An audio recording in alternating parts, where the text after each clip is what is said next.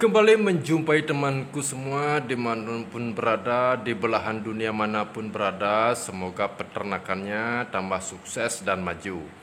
Nah, kalau kita beternak ya teman-teman ya, kalau kita prioritaskan mencari indukan betina yang layak. Nah, ada yang layak, ada yang tidak layak untuk kita ternak. Sekarang kita mengacu utamanya, kita bahas yang layak dulu. Nah, biasanya prioritas kita mencari yang layak agar nanti ternakannya bisa menjadi cepat banyak. Nah, itu teman-teman, salah satunya agar indukan itu bisa banyak bertelur, mengeramnya baik dan sangat bagus, mengeramnya kuat, dan terakhir bisa menetaskan anakannya minimal 90%, ataukah yang paling baik adalah 100% tanpa dibantu dengan mesin tetas. Itu teman-teman ya.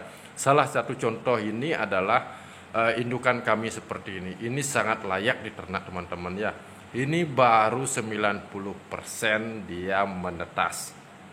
Dan ada 10% yang belum pecah telurnya teman-teman ya.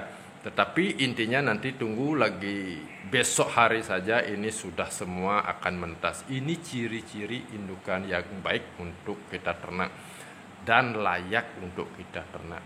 Nah, selain itu ada juga indukan yang kurang layak atau tidak layak untuk diternak. Nah, seperti apa ciri-cirinya teman-teman ya, indukan yang tidak layak untuk diternak?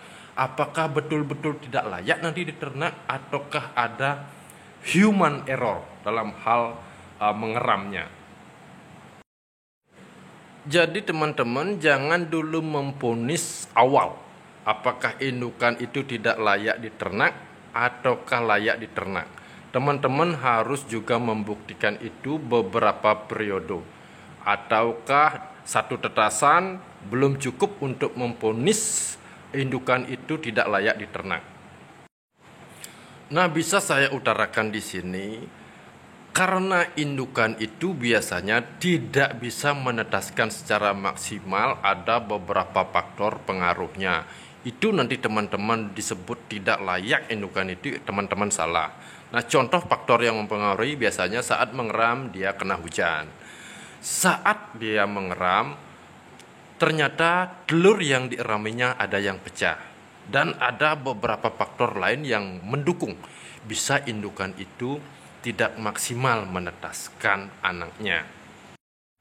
Nah, saya contohkan kepada indukan saya ini. Dulu awal-awal dia mengeramnya 10 butir telur.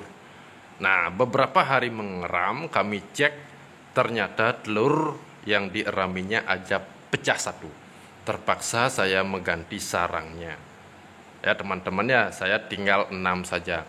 Tetapi kalau telurnya sudah ada yang pecah, itu biasanya jangan berharap teman-teman ya, bisa banyak anaknya. Jangan berharap sama sekali ya.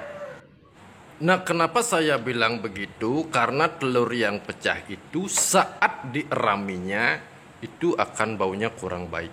Di samping itu telur yang lainnya pasti akan kena telur yang pecah itu. Makanya dari segi persentasenya netas itu sangat-sangat impossible.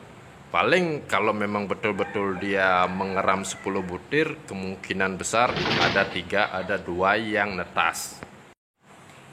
Nah, jika ada indukan seperti itu, apakah layak untuk kita ternak ke depannya? Layak teman-teman ya. Karena apa? Karena dalam periode demi periode itu kan tidak sama. Mungkin ada beberapa musibah yang mungkin tidak kita sangka-sangka.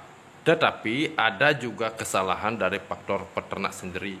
Cara menyiapkan sangkarnya kurang baik bisa juga menyebabkan telurnya menjadi pecah saat dieraminya. Tetapi intinya layak teman-teman ya. Kalau yang kurang layak itu biasanya indukan yang mematuk telurnya sendiri dan indukan yang jarang mau bertelur. Jadi intinya lihat dulu periode demi periode baru kita simpulkan layak atau tidaknya indukan itu diternak ke depannya. Nah, kalau memang ini memang bermanfaat bagi teman-teman, ingat like dan subscribe-nya agar nanti channel kami ke depan bisa berkembang dan maju sama-sama. Terima kasih untuk semuanya yang sudah menonton video kami ini. Tidak lupa, semoga teman-teman semua dimanapun berada, semoga dalam keadaan sehat dan selalu dimurahkan rezekinya.